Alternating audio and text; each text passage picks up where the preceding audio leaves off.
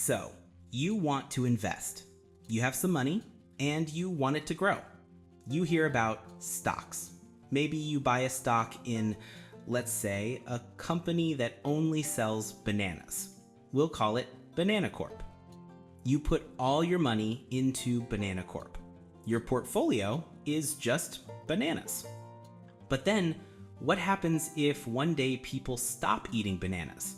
What if a huge storm wipes out all the banana trees? Your investment goes to zero. That is risky. Okay, so what's the solution? You could buy all the fruit companies. Banana Corp, Apple, Orange LLC, Grape Enterprises. You would have a diversified portfolio. But buying 500 different fruit stocks, one by one, is expensive. And it's exhausting. You have to research every single fruit. There has to be a better way. Well, there is.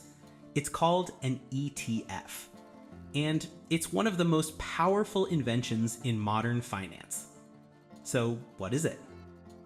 An ETF, or exchange traded fund, is simply a pre-made basket. That's it. Imagine a giant magical shopping basket. Someone, we call them a fund manager, goes to the stock market and buys everything. They buy 500 of the biggest stocks in America, Apple, Microsoft, Amazon, and they put them all into one giant basket. They call this basket the S&P 500 ETF.